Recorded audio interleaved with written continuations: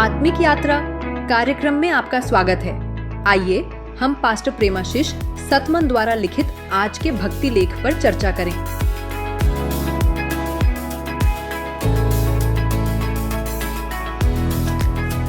Praise the Lord.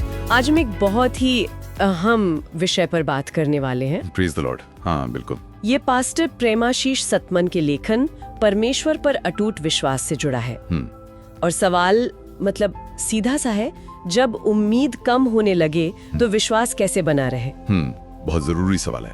अक्सर होता है ना कि हम मदद के लिए इंसानों की तरफ या दुनियावी चीजों की तरफ देखते हैं। हाँ, स्वाभाविक है। लेकिन ये लेख हमें याद दिलाता है, कुलुसियों 1:13 क्या कहता है कि हमें अंधकार से निकालकर परमेश्वर के प्रिय पुत्र के राज्य में लाया गया है। हाँ, मतलब हमारी नागरिकता अब स्वर्गीय है। बिल्कुल। और इसी सोच को मुझे लगता है भजन 91.2 सही दिशा देता है। हाँ, मैं यहोवा के विषय कहूंगा, वो मेरा शरण स्थान और गढ़ है, वो मेरा परमेश्वर है, मैं उस पर भरोसा रखूंगा। तो चलिए इसी भरोसे पर थोड़ी और गहराई से बात करते हैं। अच्छा। तो पहली बात जो लेख सामने लाता है वो ये है कि हमारी असली ताकत कहाँ से आती है, हमारा मार्गदर्शन कहाँ से आता है। और लेख साफ कहता है, दुनिया पर नहीं परमेश्वर पर निर्भर रहो। ये बात तो बिल्कुल सही है। दुनिया के वादे तो मतलब अक्सर हवा हो जाते हैं। हाँ, टिकते ही कहाँ हैं। लेकिन परमेश्वर के वादे वो अलग है। हाँ, जैसे लेख में इब्रानियों 6:14 का जिक्र है, परमेश्वर का वादा है, निश्चय मैं तुझे आशीष दूंगा और तेरी संतान को बढ़ाऊंगा। हाँ, ये सिर्फ एक वादा नहीं, ये एक वाचा है, अटूट। इसमें लगातार आशीष, चंगाई, बढ़ोतरी का वादा है। दुनिया ये नहीं दे सकती। बिल्कुल। और एक और पहलू जो लेख में है वो स्तुति के बारे में है कि स्तुति अंधकार के खिलाफ एक हथियार है। ये सुनने में बड़ा पावरफुल लगता है। हाँ, है भी। मतलब स्तुति सिर्फ गाने या कुछ शब्द बोलने तक सीमित नहीं है। अच्छा। जब हम मुश्किलों के बीच भी परमेश्वर की अच्छाई को, उनकी ताकत को याद करके उनकी तारीफ करते हैं तो वो एक आध्यात्मिक एक्शन बन जाता है। एक्शन। हाँ, हमारा ध्यान समस्या से हटकर परमेश्वर पर जाता है जो समाधान है। भजन 18:3 याद है?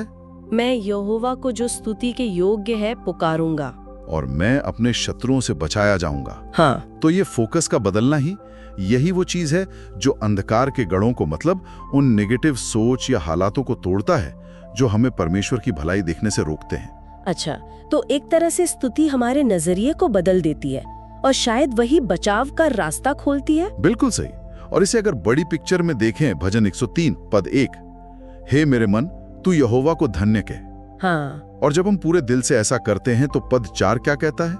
परमेश्वर जीवन को नाश होने से बचा लेते हैं। ये याद दिलाता है कि बाहर चाहे जो भी चल रहा हो, परमेश्वर की भरपूर आशीष, खुशी, शांति, वो सब अनुभव करने की क्षमता हमारे अंदर है। बस ध्यान उन पर लगाना है।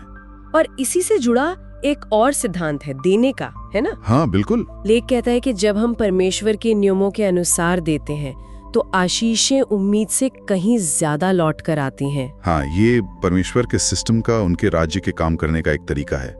उदारता से बोना और फिर बहुतायत से काटना। तो मतलब सारी बातें घूम फिर कर वापस वहीं भजन 91.2 पर आ जाती हैं। बिल्कुल। वह मेरा शरण स्थान और मेरा गढ़ है, मेरे परमेश्वर, मैं उस पर भरोसा रखूंगा। संदेश एकदम साफ है, बाहर क्या हो रहा है उस पर नहीं, बल्कि अपने परम उद्धारकर्ता पर ध्यान टिकाए रखना, उन पर अटूट विश्वास रखना। तो संक्षेप में पास्टर प्रेमाशीष सतमन का ये लेख हमें यही सिखाता है, किसी भी हाल में भरोसा और ध्यान सिर्फ परमेश्वर पर। वो हमारी पनाह है, हमारा किला है। बिल्कुल। और जाते जाते हमारे सुनने वालों के लिए एक विचार छोड़ जाते हैं। हाँ, जरूर। अगर कोई सच में इस विश्वास के साथ जीना शुरू कर दे, जैसा कि स्रोत की प्रार्थना में भी है कि वो मसीह के साथ जी उठा है और अब परमेश्वर के लिए जीवित है, तो ये सोच रोजमर्रा के नजरिए को, कामों को कैसे बदल सकती है। ये सिर्फ मानने की बात नहीं रह जाती, फिर नहीं, ये जीने का एक तरीका बन जाता है पूरी तरह से। आमीन। आमीन। आज आत्मिक यात्रा कार्यक्रम को सुनने के लिए धन्यवाद, जहां हम हर दिन परमेश्वर के वचन पर चर्चा करते हैं। अगर आज का कार्यक्रम आपके लिए आशीषकारी रहा हो तो इसे अपने परिवार और मित्रों के व्हाट्सएप ग्रुप में जरूर साझा करें। कल फिर मिलेंगे।